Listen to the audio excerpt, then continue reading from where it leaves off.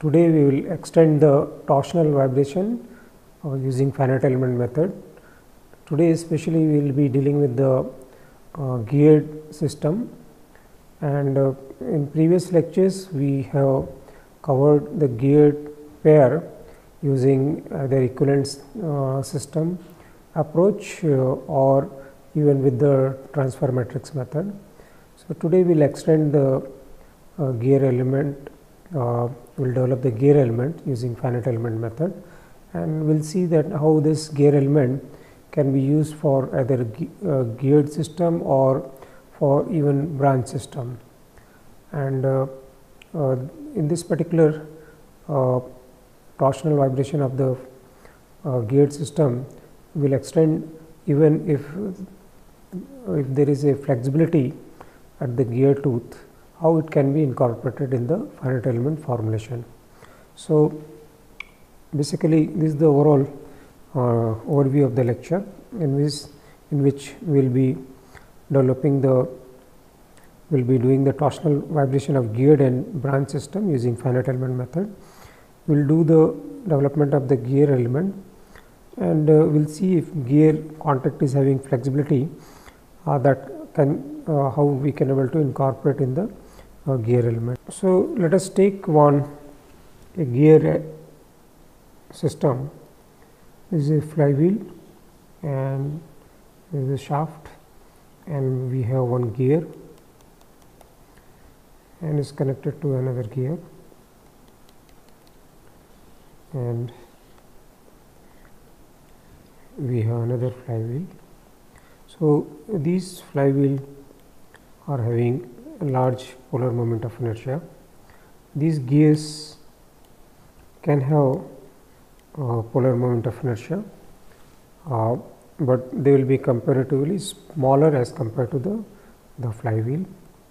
So we will try to develop a gear element so that for this particular gear, so we will be considering this particular gear pair, and because the angular displacement of the second gear is related with the first gear with the gear ratio. So when we will be discretizing this particular system, let us say if we are discretizing the upper shaft with the gear as element 1 and the second shaft with gear and flywheel as second element, and at various positions, like this is a node 1, node 2, node 3, node 4. So we will see that at each node we need to assign one angular displacements, and there are 4 angular displacements, but out of these 4 these 2 are related by gear ratio. So we will try to eliminate or replace the angular displacement at node 3 by the angular displacement at node 2, and that will give us the elemental equation. So let us see how we can able to develop this element equation for the gear pair in the subsequent slide. So we have a gear pair and they have a rotational speed omega 1, and this will be having opposite to that, but this angular speed is related with the previous one with the gear ratio. I am taking the torsional oscillation of this. These are the nominal speed. These are the torsional oscillation angular displacement. I am taking both as counterclockwise direction as positive convention, and the sign, negative sign, will take care of their direction, because this has to rotate opposite to this, but according to this sign convention then they will be related with the negative sign. So the gear 1 and gear 2 they have angular displacement, these 2, and these 2 are related by the gear ratio. Now we will see the moment of inertia, polar moment of inertia, mass moment of inertia of this gear corresponding to the angular displacement or the angular speed of the first gear, we have already seen that this can be obtained using equivalent system like this.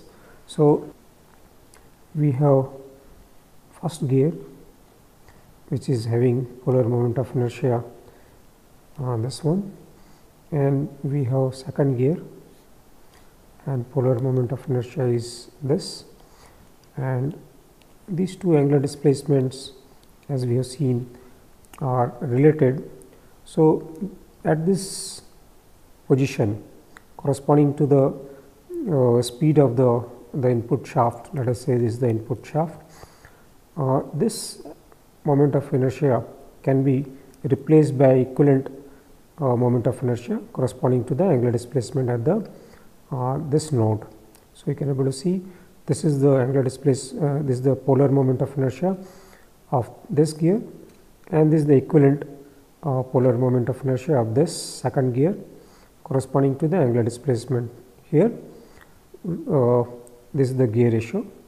So, this is the total inertia of both the gears would be at at this node position, and this can be replaced can be written in this form corresponding to the angular displacement at 1. This is corresponding to the angular displacement at gear here, and this is the second is corresponding to the, if we have this is IP2.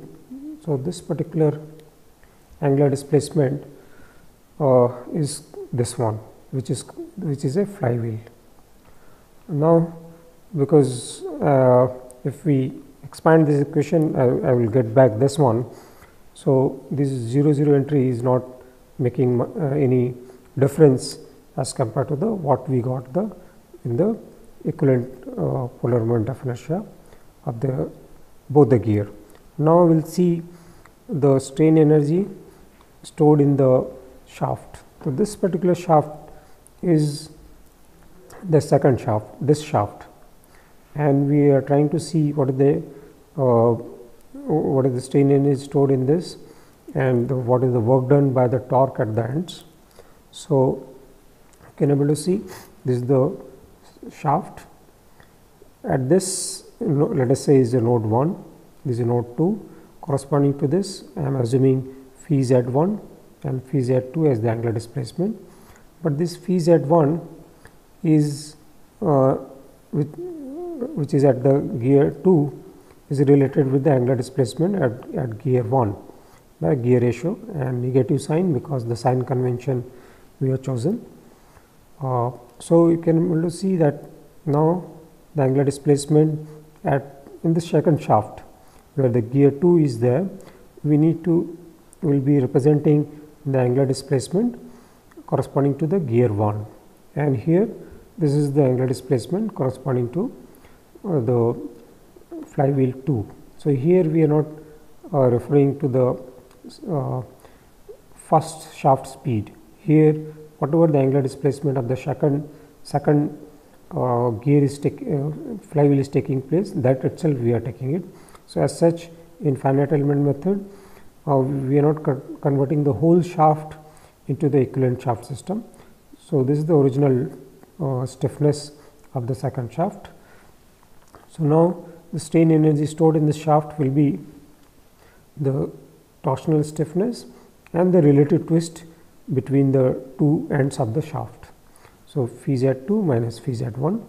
Now, phi z1 we can able to replace with the gear 1 angular displacement. So, this expression we can substitute here. So, this will become positive. So, this is this term and this is phi z2. Similarly, the work done by these two torques, the reaction torques, because of these angular displacements will be given by this, and this angular displacement again we can able to replace with respect to the gear 1 angular displacement. So, now we got the energy stored in the system, Now we can apply Rayleigh-Ritz method. Basically it minimizes the energy, these two energy. So we can able to see we are minimizing these two energy with respect to the first with respect to the angular displacement corresponding to the gear 1. So if we differentiate this, can able to see the first one, if we differentiate del u 1 by del phi z g 1. So we will get R 2 will get cancelled and phi z g 1 by n plus phi z 2, and then once we again differentiate we will get this. Similarly, we can able to differentiate W 1 with respect to phi z g 1. So only one term is there, so we will get T 1 by n. So these two expressions are here, and they can be rearranged like this. I am taking the torque in right side, and you can able to see we are minimizing the energy. So we are, after partial differentiation of this, we are equating this term equal to 0, and now I am rearranging this equation in this form where torque I am taking this side, phi z g 1 and phi z 2 terms are in the left side. Similarly, we can minimize this energy with respect to phi z 2, second variable of the element, and once we differentiate we will get this expression. This is corresponding to the strain energy and this is corresponding to the work done, and this again can be rearranged in this form in which we are putting the torque in the other side.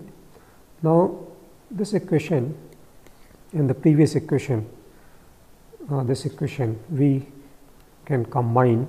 So these are the two equations which we got it. Now I am combining these two equations in a matrix form. So you can able to see this is a vector, and these four elements are coming in the matrix, and right hand side is a vector containing these two terms. So this equation we got it from the strain energy and the work done. Earlier we got the term corresponding to the inertia, that was this one. So that we can add it here to get the overall elemental equation for the gear pair. So this is the inertia term which we obtained earlier, and this is the stiffness term, and this is the reactive torque at the end of the shaft. So this is the gear element equation, and this is a very important relation. Using this we can able to analyze the branch system and geared system very easily. Now once we have developed the gear element, we have seen that we got with the gear element one the mass matrix and the stiffness matrix, which are having a different form as compared to the conventional finite element of the torsional oscillation, torsional vibration of a simple shaft element, because now gear ratios are also appearing. Now with this gear element, let us see how we can able to analyze a simple geared system. So we are taking a simple gear rotor system in which we have a gear pair like this. We have two flywheels at the end, and this two shafts A and B are connected by a gear pair. Various property of the system, like diameter of the shaft A, length of the shaft A, also shaft B, they have different dimensions, so they are given. Modulus of rigidity of both the shafts are given. Even polar moment of inertia of the two flywheel on shaft A and B are given, and even now we are considering the polar moment of inertia, mass moment of inertia of the gears also. So gear A and B, they have some polar mass moment of inertia. Now with this we can able to obtain second polar moment of area using this relations, because we know the diameter of the shaft. This will be using in the elemental equation. So, now we can able to see we have divided this whole system into two elements. So, this is one element in which node 1 and 2 are there, and this is the element 1. Similarly, this is the second element in which this is node 3 and 4. So, basically we have divided this into two parts, element 1 which is coming here, node 1 and 2, and second element is like this, in which we have node 3 and 4. Now, once we have divided into two elements, we can able to like this, we can able to write the elemental equation for each of them, and then we can able to see how they can be combined. So, some more property like the stiffness we can able to calculate of the shaft 1 and 2 using these relations for the data given in the problem. So, now this is the elemental equation for element 1. So, in element 1 we had node 1 and 2. So, I am again drawing that element 1, node 1 and 2. So, correspondingly we will be having the phi z1 and phi z2. Here we are not considering the shaft inertia property, only whatever the flywheel and the gear polar moment of inertia are there, that we have considered. So, in this particular case we have not considered the shaft inertia, only the whatever the lump masses are there at the end that has been considered. This is the stiffness matrix, conventional stiffness matrix, and this is the same vector as this. Only thing is here this is a displacement, this is a inertia, and these are the reaction torque at node 1 and 2, T1 and T2. For gear element 2, for the element 2, we have node 3 and 4. So, in this, if we want to write exactly the same elemental equation for this, we will be having phi z3 and phi z4, and these are the gear and flywheel which are there at node 3 and 4, and this is the stiffness matrix, and these are the reaction torque at the ends. Till now we have not used the gear element because now you can see that node 2 and 3 angular displacements are related. So, as such we should eliminate the this angular displacement at node 3 with the node 2, because we know they are related with the gear ratio like this. If you want to do that, so obviously we need to convert this elemental equation according to the geared element which we developed. So, you can able to see this particular moment of inertia, mass moment of inertia, which is there at gear node 3, need to be divided by square of the gear ratio. This we need not divide, because this particular angular displacement is same as that of the node 4. This is not related with the gear ratio. So, we are keeping this as it is. Here if we see this term will be divided by gear ratio square and this 2 by gear ratio, as if we refer back the elemental equation, this was divided by n square, the gear polar mass moment of inertia, and these stiffness terms are divided by gear ratio square and gear ratio. This will not be changing, and here also the torque will be divided by gear ratio. So, we have divided that also by gear ratio. Now, we will be assembling this equation and this equation, and you can able to see in this only 3 variables are there corresponding to node 1, 2 and 4.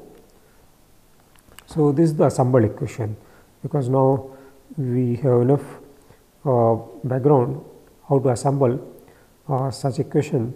So, you can able to see that 3 variables are there, and the first 2 are corresponding to the element 1 and these 2 are corresponding to second element. Similarly, here this is corresponding to the second element and these 4 are from the first element, and these are the torque which are this is at the common node, that is node 2, and at junction we know this torque will cancel because they are reactive torque. Once we assemble these elements, they should cancel at the junction. And apart from this, because the ends of the both the shafts are free, so at node 1 and 4 there will not be torque because they are free end where the flywheels are there. So, corresponding torques will be 0. So, this will be 0, this will be 0, this anyway 0 because of this is at the junction point. Now, once these are 0, this equation we can able to write in this form after simplifying. In this particular case, we have replaced this with, for simple harmonic motion, as this minus of this. So, this is minus of omega n square, and this displacement vector I have taken outside. So, basically this, if we take the determinant of this equal to 0, we will get a polynomial, and that will give us the natural frequency of the system, because this is a homogeneous equation. And alternately, what we can able to do, we can develop the eigenvalue as we discussed in the previous lecture. So, we will take the inverse of the mass matrix and multiply with K matrix, and if we obtain the eigenvalue of this, from this we can able to get the natural frequency from eigenvalues, and eigenvector will give us the how various nodes are having relative displacements. So, this is corresponding to the first natural frequency. You can able to see the node 1 and 2 are having same displacement. This is corresponding to node 4, which is because of the gear ratio become half. Otherwise, as such, this is a rigid body mode, but these are flexible modes. And so, we have 3 natural frequency, out of that 2 are flexible mode and 1 is rigid body mode. Only this particular, this is corresponding to the 4, and this is phi z1 and phi z2. Phi z3 is related with this. So, if we divide this by gear ratio, we can get the phi z3 displacement. Now, we will take up another example for a branch system. The same elemental element equation for gear pair can be used for analyzing the branch system also. So, let us see that particular example. So, basically this is a branch system in which one flywheel is here and we have shaft, and we are having 2 shafts connected with this by 2 gear. So, gear B is connected to gear C and D, and which is giving power to the flywheel E and F. For simplicity of illustration, we have not taken intermediate disc, but that also can be taken. So, basically various property of these discs are given. For flywheel, we have this property, and gear also have polar moment of inertia, and they are not negligible. Whereas gear ratio, like for between gear B and C is 3, between gear B and D is 4, and whereas the lengths of the shafts are given, diameter is also given, and shaft modulus of rigidity is also given. So, with this property, now you can able to see if we want to analyze this, we need to take this particular branch as element 1, this we can take as element 2, and third branch as element 3. We can able to write the elemental equation for each of them, and then we can assemble them for applying the boundary conditions. So, let us see the first element, which is branch A. Here we have one flywheel, and this is corresponding to the gear. So, as such, in this whatever the torsional elemental equation we develop will be valid for this. So, you can able to see these are the lump masses. Here again we have not considered the inertia of the shaft, only masses which are lumped at the ends are considered. So, they are coming at the diagonal, and these are the angular displacement corresponding to node this node A and B, and this is the stiffness of the shaft element 1, and these are the reaction torque at end A and B. Similarly, we can able to write elemental equation for element 2, but here we are considering, instead of phi ZC, we are considering the phi ZB. That is because this gear C and B are connected and they are related by gear ratio. So, directly we are replacing that particular angular displacement. This will remain same as of the end E. So, you can able to see this we need to divide by gear ratio square. Similarly, in the stiffness matrix, this term will be divided by gear ratio square, and off diagonal terms will be divided by gear ratio only, and these will be minus, and this torque also we need to divide by gear ratio as we have seen earlier, but this will be unaffected. Similarly, we can able to develop elemental equation for third branch, that is, and this is the element 3. Here we should have angular displacement phi z d, but we have replaced that by phi z b, the gear which is driving this. So, we need to use the gear ratio b to d here in the inertia term, also in the stiffness term, they will also be negative here. So, you can able to see the torque also we need to divide by the gear ratio. Now, we can combine these. You can able to see we will be having only 4 angular displacement at node A, B, E, F. At the junction point C and D, gear displacements we have already replaced by the gear ratio, gear displacement at B.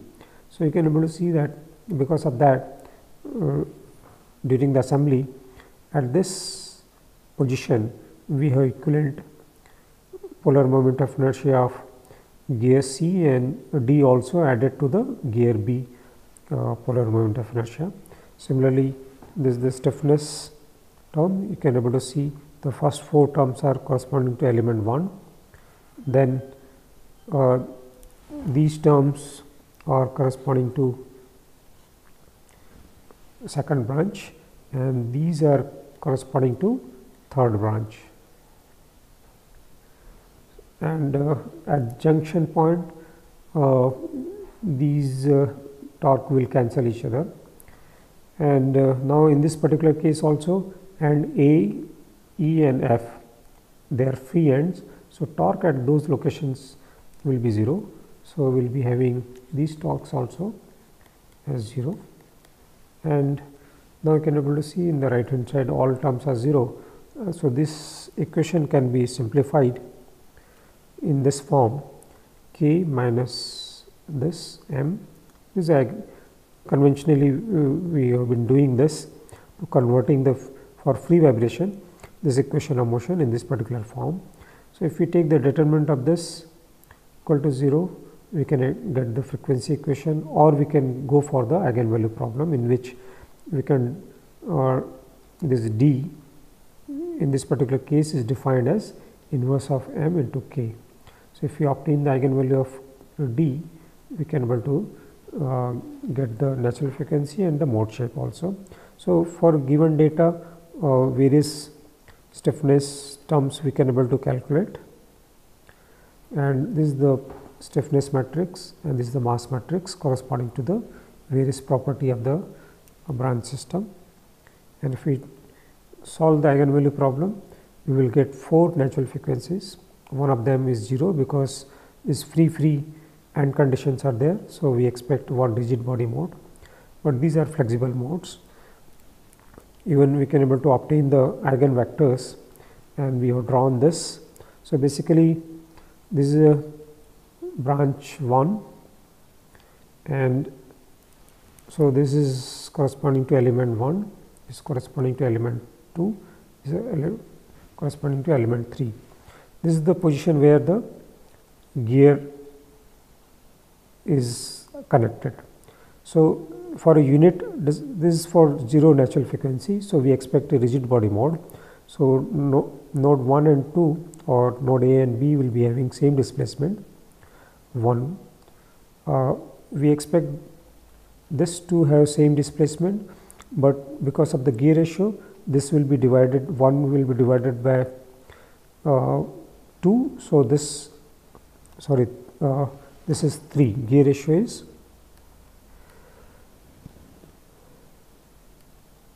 we have 2 sets of gear ratio.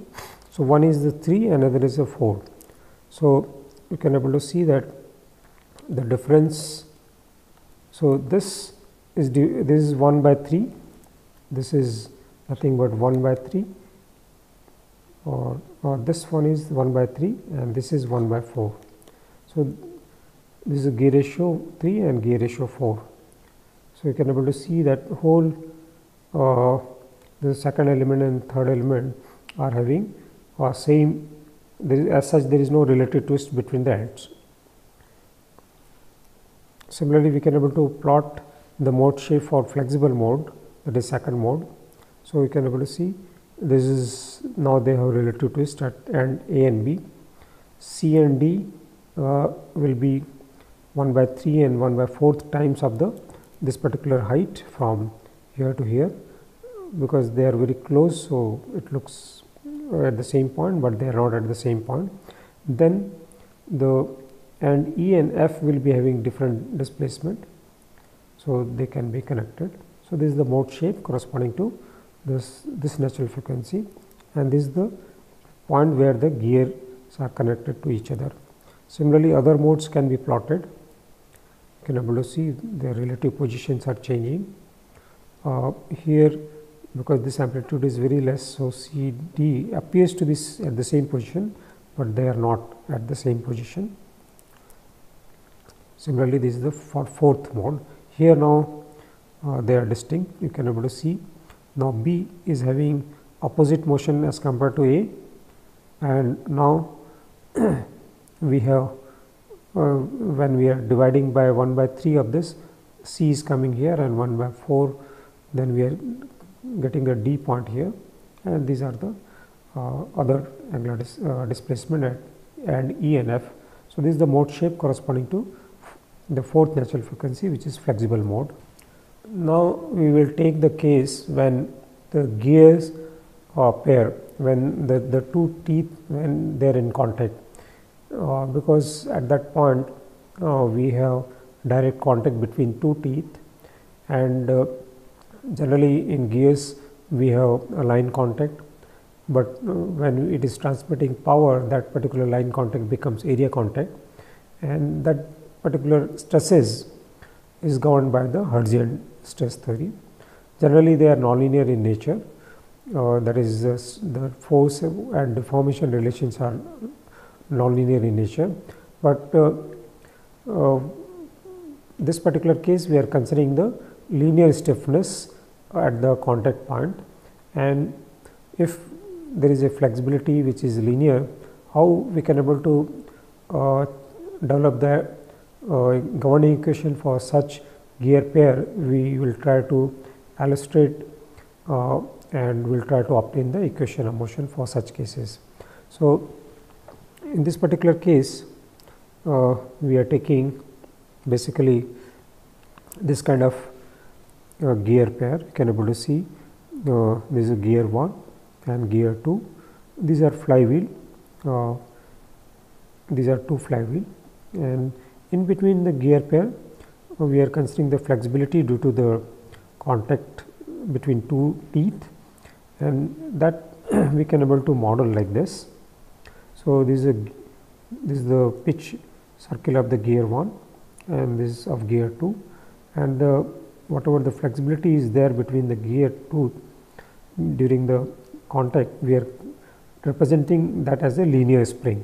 So, this is basically a linear spring. That means the extension or compression of this would take place during the motion, because these two are having oscillation, the torsional oscillations like this, and because of this you can able to expect that this particular spring will get extension or compression depending upon the relative angular displacements of these, and that will not only will depend upon their relative twist, but also the diameter of this pitch diameter of the gears. So, if pitch diameter is d1 and d2, then that particular extension whatever there will be governed by this diameters also. So, now let us see how we can able to analyze such system. So, I am first considering the first flywheel, which is here, this particular flywheel, and I am trying to attach phi z1 is the angular displacement of this, phi z2 is angular displacement of this, phi z3 is angular displacement of this, phi z4 is angular displacement of this. Now, we can able to see that these two angular displacements are as such not related with the gear ratio, because now there is a flexible element in between this. So, basically these two are now independent angular displacements. So, in this particular case, if I am considering the angular displacement of this as positive in this direction, there will be torque from the shaft, reaction torque, which will be coming, which will be given as this. Now, you can able to see this is the only torque which is acting on this. So, using Newton's law, we can able to equate this torque, which will be in the opposite direction to the displacement, to the inertia. So, this is one of the equation of motion. Similarly, we can able to write the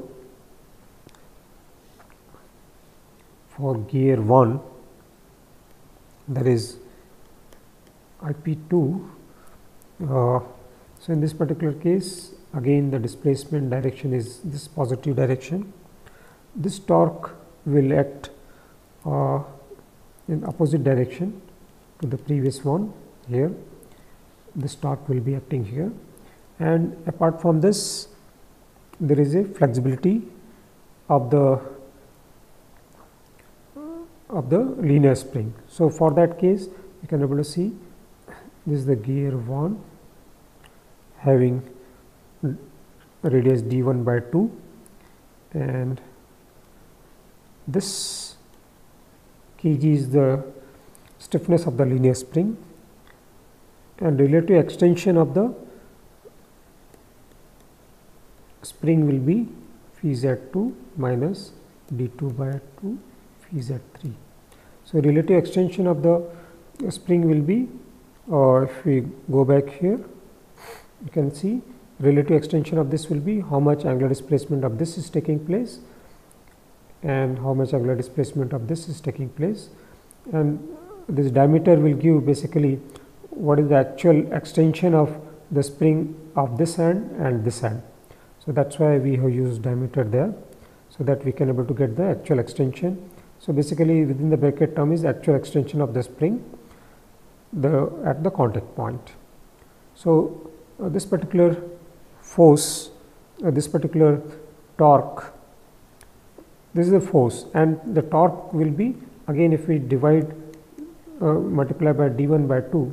So this will give us the torque which will be acting on the gear 1. So this is the force of the linear spring into d1 by 2 will give the torque. So this particular torque will be acting opposite to the, so this torque will be acting opposite to the angular displacement, and this free body diagram of this we have written here. So you can able to see this is the governing equation, this is the torque which is in this direction, positive direction. This particular torque is opposite to the angular displacement, should be equal to the inertia of this gear 2. So once we obtain this, we can able to obtain the free body diagram of the second gear, that is having IP3. In this particular case also I am taking the angular displacement downward as positive direction. The torque from the linear spring will be given by this. So you can able to see this is the force and this is the, now we can able to write the free body diagram for the second gear having polar moment of inertia of IP3. We are taking the angular displacement direction positive in the downward direction. From the linear spring at the contact point, we will get this particular torque. This is basically first, this term is force. Now for torque we need to now multiply by d2 by 2. Earlier we multiplied by the d1 by 2, now we need to multiply by d2 by 2. And then from the second shaft, that means we have taken care of this, but this shaft is connected with this second gear. So this will also give the reaction torque to this, because there will be relative twist between these two ends of the shaft. So this will be opposite to the displacement. So KT2 phi Z3 minus phi Z4. So this is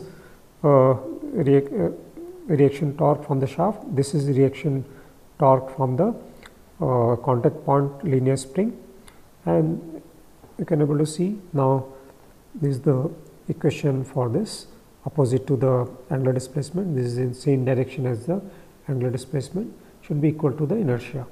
So this is the third equation of motion. Then the last disk having IP4, in this only one torque will be acting, and that will be in the value of the torque will be this, but direction will be opposite. But this case they will be in the same direction. So this is the torque equilibrium of this particular flywheel. So this is the fourth equation. So basically all this equation, first equation, second equation, third equation and fourth equation are the governing equation of this particular whole system. They can be combined in the matrix form like this. So you can be able to see this is the mass matrix, this is the stiffness matrix. A solution of such system we already done earlier. So I will not illustrate the solution of this, but how the equation of motion can be obtained I have illustrated here using the Newton's law. Now the same problem we will see using the transfer matrix method. So in transfer matrix method we need to, let us say this is station 0, station 1, station 2, station 3. So we have 4 stations from 0 to 3. Now we can able to see I have tilted the same thing, and here we have 0 station, 1 station, 2 station and 3 station. Now between station 1 and 2 we can able to write the state vector.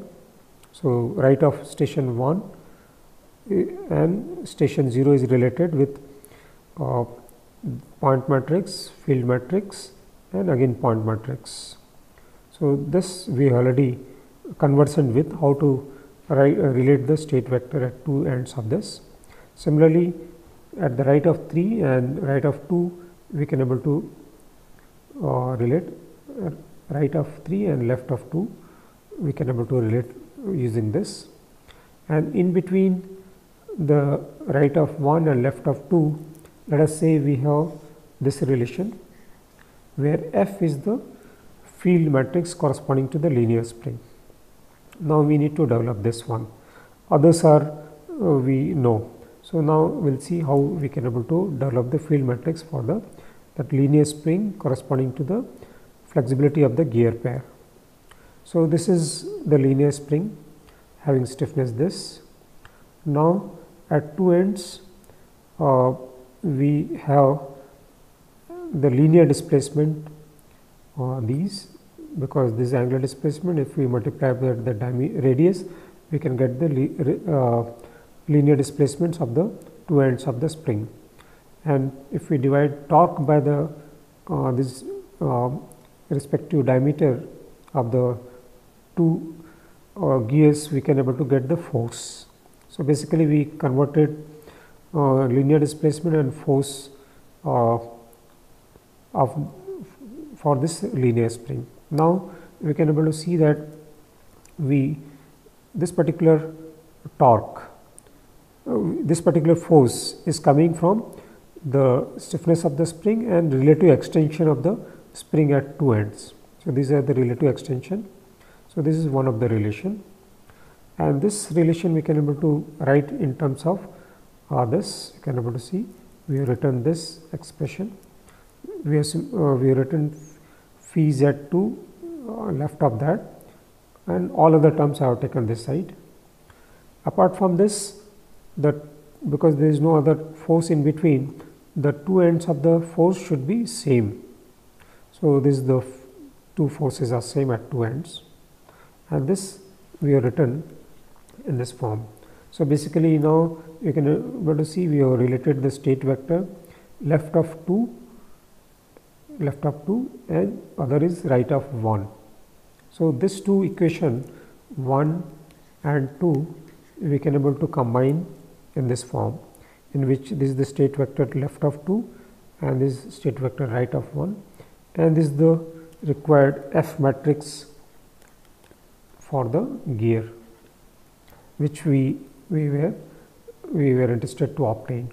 So once we have this, then we can able to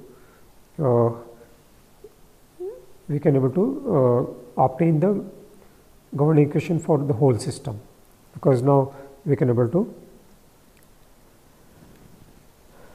combine these, because now we can able to see we can able to substitute this here, and so we will get, and even we can able to substitute this here. So we will get overall transfer matrix, and then we can able to apply boundary conditions.